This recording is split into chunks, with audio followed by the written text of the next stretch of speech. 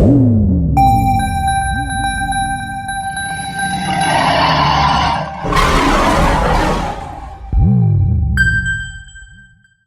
people. Welcome to another episode of the Final Third, Game Week 8. I've got myself, Lavish, Shems, Kante's cousin, and Banks, all grinning teeth and that.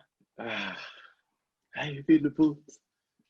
What the now? That's the mood I'm in now. I'm in a little bit of a sauce on you after all. I saw some light. Huh? No. I saw light in football like 10 minutes ago. That's why I saw some light. Yes, so we're recording straight off the back of a victorious win by Jack Grealish and co. At the Emirates, at the carpet, 3-0 to Villa. So, Banks, you go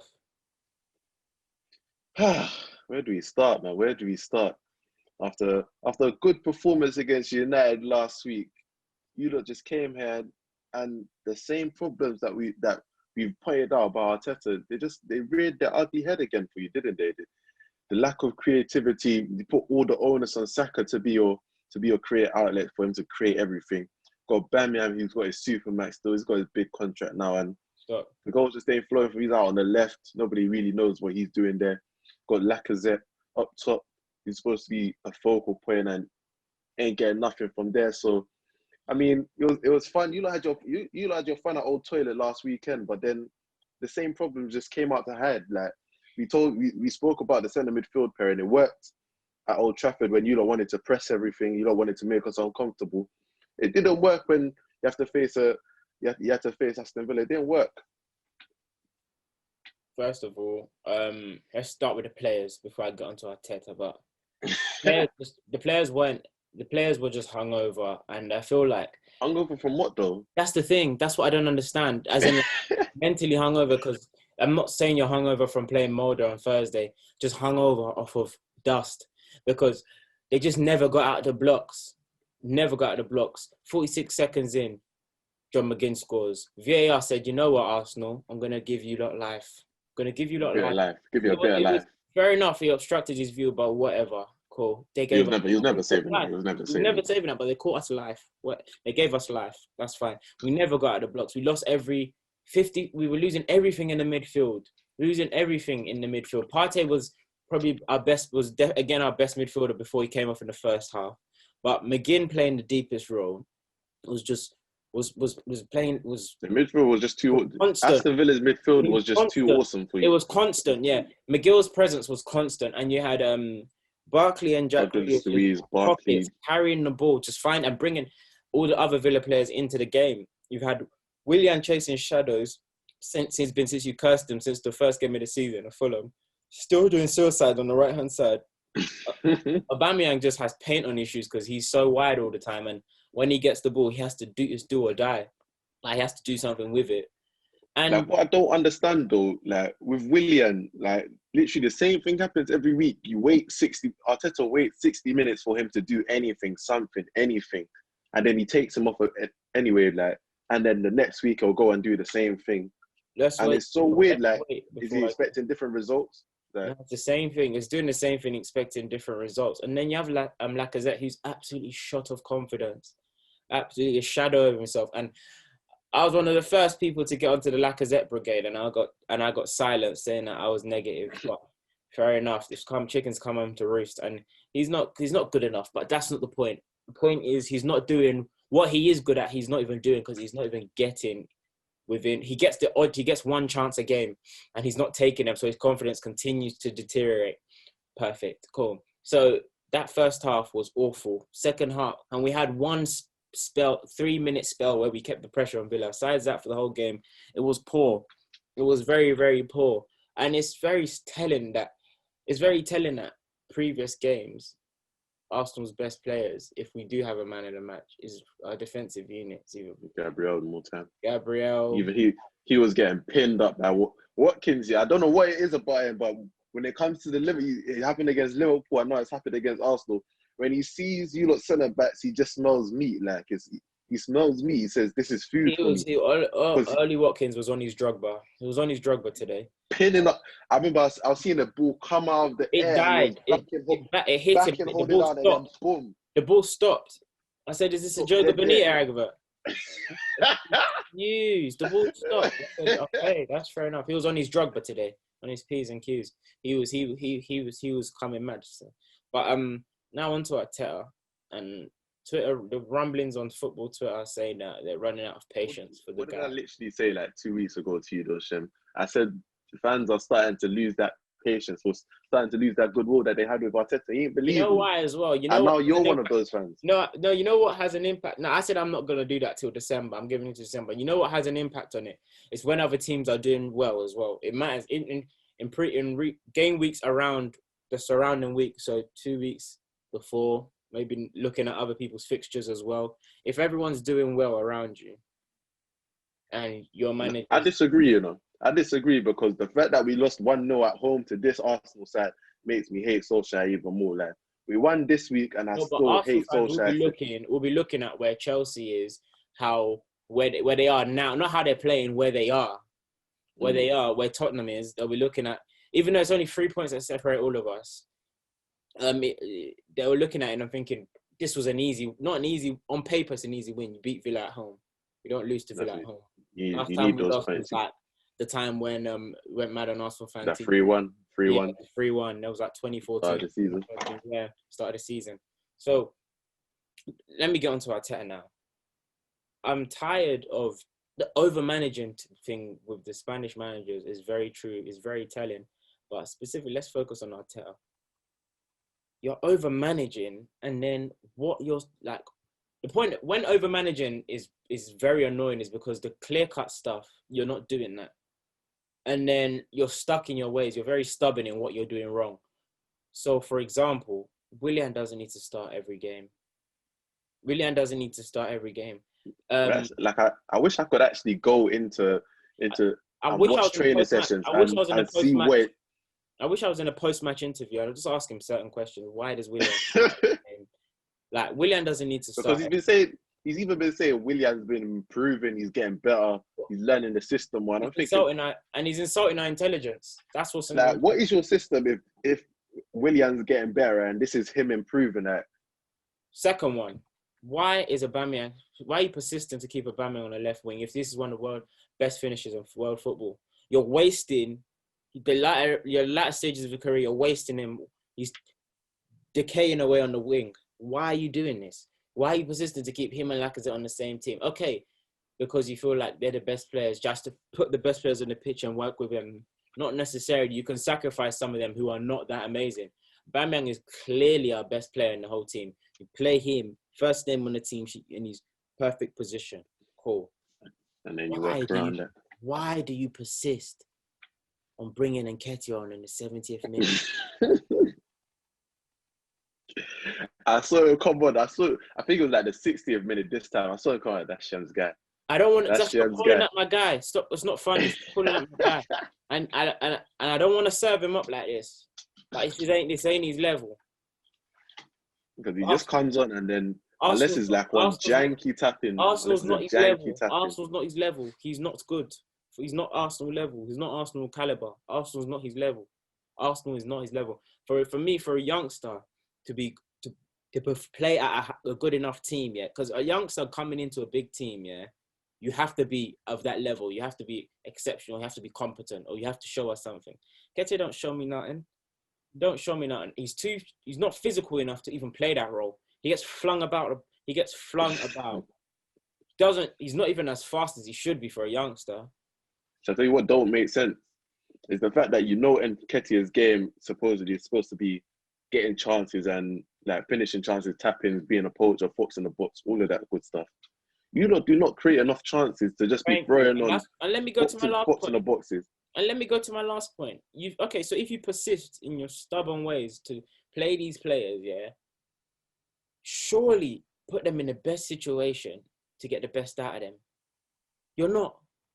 The front three, what do you want Willian to be doing? Carrying the ball from deep. He's not going to do that. He does that once every 3 games. That's not his thing. Lacazette, he's best when he's in the box. You're not giving him anything to do in the box because he's not even getting the ball there. And Aubameyang making runs in behind. How are you going to find him when you don't have the midfielders for that? Or you're not playing the midfielders, the best midfielders we have for that role. You're not putting these players in the best situations to get the best out of them. So you're not doing your job as a manager. Most importantly, where's Saliba? I think you have to just forget about that guy till next summer. Where is Saliba? Because it seems like the more Arteta is messing up, the more stubborn he's gonna be in his ways. I honestly don't see him changing. Today. You saw Fofana today. What did he? Because he's looking like such a good centre back for Leicester. Okay, then. Let's get on to another game anyway. Before we do that, let's give Aston Villa their flowers, because you don't come to Emirates as Aston Villa and then turn over Arsenal 3-0. Jack Grealish, generational. I've said it. Been telling, man. You don't captain Villa at 19 and you're not generational. Jack Grealish, generational. Jack Grealish, special champion. Oh, that's a champagne footballer right there. Champagne footballer. Nah, I saw you was Madison Brigade. All Madison Brigades disappeared now. First of all, Madison Brigade hasn't disappeared.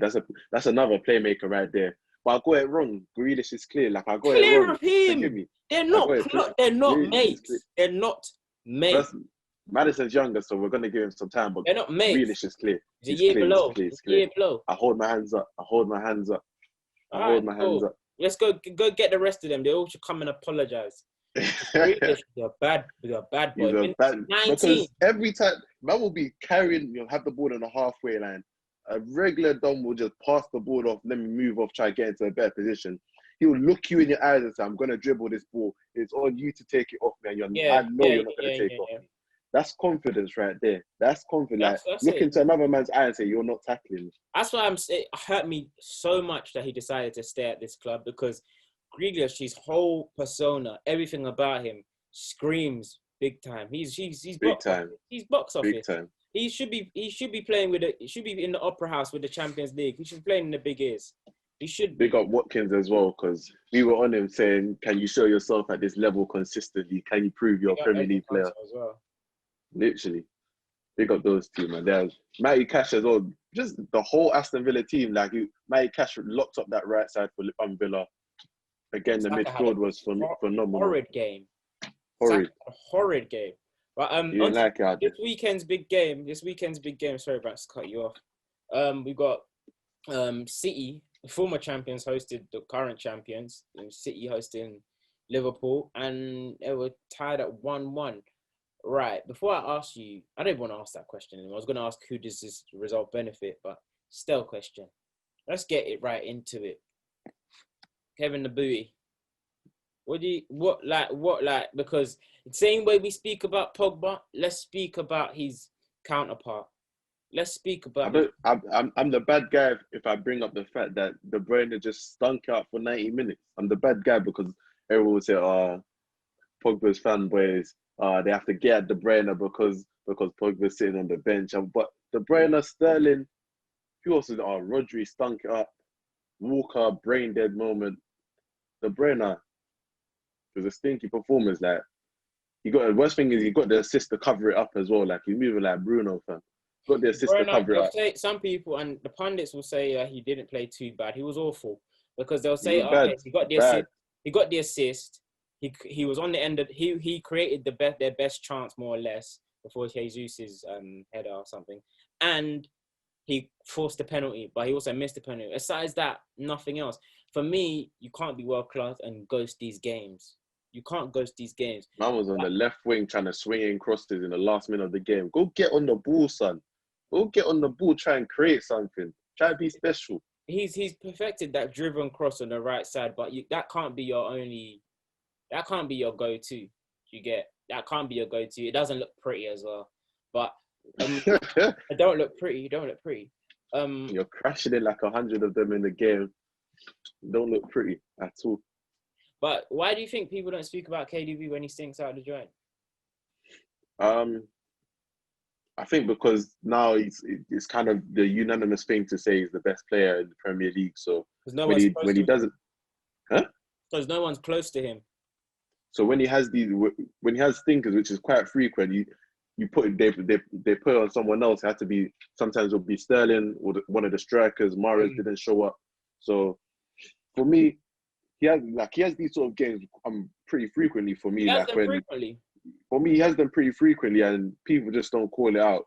But I feel it's like one of those things. with De Bruyne now, playing him in the three in that central midfield role, he flourished in it when it was him, Dino, and Silva. Yeah. So do you think because the step down from Fernandinho to Rodri is quite big, it impacts him, or do Definitely. or is that finding an excuse for him? No, it's not. I don't think that's finding an excuse for him because Fernandinho is one of the best midfielders that the Premier League's ever seen, and Rodri right now hasn't really shown he's of the level to be elite in the Premier League. So it has affected. It has affected. It has affected Man City's midfield. But at the same time, De Bruyne is their best player, so he's got to be the one to take the game by the scruff of the neck at the end of the day. You can't be looking to Rodri to bail you out, or you can't be using Rodri as an excuse. So these sort of games where Man City are trying to get the Premier League back of Liverpool. To do that, you need to have statement wins at home to your nearest challenger, which is Liverpool. And the way the game ended was last 25 minutes. It felt like everyone was calm with a draw. And I'm looking at City like, aren't you trying to win this Premier League? Like, aren't you trying to take the Premier League off of Liverpool? You need to get these points. You're at home. When they go to Anfield, these will probably put up a better game. They're going to be going for the win. So to see them not really push and not really go for that win in the last 25 minutes was a bit strange to see. I can't lie. And I feel like City have once again caught another lifeline in that. I think Trent's going to be out for a little while as well. Got a calf injury, so Liverpool are getting depleted with injuries. So and obviously until major players within their first team, so their squad's weakening. So City once again have caught a lifeline, and they can. Liverpool can't run up Liverpool's team's weaker. As for the game though, the first half was very thrilling. I could say that. Yeah. Special shout out to Genie because they get onto him too much. Or he had a good enough game. Him and Matip. He had a nice little game. Him and Matip played well. Cancelo and Man City played well as well. But and you said Trent. Sterling. What you said about Trent and Walker? Who was better? You said. Huh? You say Walker? Remember what Happy Jesus did to Trent for that goal as well. So it kind of equals out. Still, No, it doesn't. It kind of equals out. It doesn't. That's the love. That's the love. Because you just wanted to make a point. Shout out to Harry Kane, 150 goals. I think he's coming for that record, you know. What, Shearer's? Yeah, I think he's getting it still. If he can get 50 within the next 3 seasons, so if he gets what's Shearer, 260? Yeah. He can't get, that's 110 more. Yeah, fam. If he gets 50 within the next 3 seasons, which is very... where he just gets completely right off with an injury. But I believe he's going to play in the Premier League until he's at least 38, 39. 38? 38, 39. I can imagine it. Especially if he stays with Tottenham his whole career. They ain't going to release him. Okay, fair enough. That's all the Tottenham talk for today. Before we've done that, let's quickly Chelsea. They're talking about, I'm hearing best fullbacks in the league now with Reece James and Ben Chilwell. I'm hearing Ziyech the best winger. I'm hearing, obviously, the problem with this league, yeah, you get a couple wins on the bounce because of the inconsistency in this league. Because of the constant inconsistency in this league, yeah. And people start putting GOAT titles beside everyone's name. So, Ben Chilwell and Reece James, where do they rank? Where do they rank? A tough job getting past Wan-Bissaka and Shaw, I tell you that. You got to speak to them at the top, serious don't you? for once, man. I'm sorry, man. It's the way I deal with my stuff, man. I can't help. The fact you said Luke Shaw, you're not even serious. You didn't say Alex Telles. You're not serious. Ben Chilwell has been nice. He's been nice since he's came over from Leicester. He's been nice for Chelsea. I won't deny that. Reece James as well is another one that's got his flaws, but at the same time, he's showing something as well. But best fullback pairing, you give that to Trent and Robertson easy. Okay, and then as for best left back. Best left back is Robertson. It's never been a question. Second best left back. Ooh, Masuaku. You know, I've never seen a dribbler from left back. You look, so don't look at me like that. Don't look at me like that. Don't look at me like that. Because for me, it's still not Chilwell. Chilwell and Tierney can battle it out for third place, but Lucas Digny's better than both of them. Fair enough. That's it. So as I said, we got to start adding Masuaku. You don't see the things this boy does from left. You don't understand. Stop. You don't understand what I checked out on Masuaku when one time West Ham had a corner and he started talking to Pogba. And then they scored on him and he got hooked. Okay, last but not least, let's go to, speaking of Lucas Digne, let's go to you lot's game. Ollie's head was on the block, but he was innocent, managed to get off the chopping block. And once again, under pressure, Ollie brings it out of the bag. What can we say? I started talking about the Premier. You know, a manager's going through when he starts talking about conspiracy theories. They wanted me to. He got in his Mourinho. Literally, but it's just not believable when it comes from like Mourinho is believable. It's not believable when it comes from because Mourinho will do it. Mourinho will do it and he'll have fact. Mourinho will draw out other teams. He'll be like, look at Arsenal. Look at the way they protect Liverpool. Look at the way they protect Arsenal. Ole, you just be talking like you don't really believe him that. They set up for us. Oh no, it wasn't. It wasn't really set up for us. We should have beat Istanbul, and then you have a good chance of beating Everton. But simple. Now you're talking about conspiracy theories. But back to the match. Yeah, man, Everton weren't great after their first goal. I think after that midway point of the first half, somewhere around that period, we kind of took control of the game, and then they never really got back into it. Huh? Bruno, yeah. First time I've seen him contribute outside of penalties in a while, so that was fun. So for you, is it bittersweet in that in that he stays on, but at least you won? Yeah, it's tight because like going into the international break, this is supposed to be the moment where like all the pressure just engulfs him. Like this is when the pressure is supposed to swallow him. This is when it's supposed to be done deal. But man eases the pressure just before the international break. Ain't got no games to worry about. There's no way they're going to sack him off the back of a win. So you have to move again from. It's bittersweet, I can't lie, because there's a bigger picture at play here. No matter how many times we win, until we get coaching, until we get proper coaching, we're going to be consistently inconsistent. Sometimes maybe good, sometimes maybe shit. Sometimes maybe good, sometimes maybe good, sometimes maybe shit. And I can't do that for a whole season, like. So Martial registered no shots on target this season. Are we scared? Are we worried? Still got a French call up though. He's shot on confidence. Right now he's shot on confidence. Yeah. Once Deschamps loves you, like you don't like it doesn't matter what you're really doing for your club. From when Giroud wasn't even playing and he was still getting call ups. Okay. It's calm. Politics. Once you're in his good books, you're in his good books. Okay. And Dominic Calvert-Lewin, nothing this weekend, no. I was hoping he would be the one to put the dagger in, man. I thought it would be him. It would be Poet. It would have been Poet. Last but not least, one of your boys. So Mason, obviously England call up this week. Mason and Foden, obviously they've been having misdemeanors and gallivanting. You get, but Foden got called back in. Mason didn't. Now is that form, or are we calling it? This is I don't like the way Southgate has handled this situation in terms of Foden, Greenwood, and then even Tammy Abraham, Chilwell, and Sancho. Like the way it's been, and add Maguire into that as well. Just been double standards all over the place. But Greenwood, there's no consistency in the way he's treating his players. There's been no consistency because favoured Maguire clearly.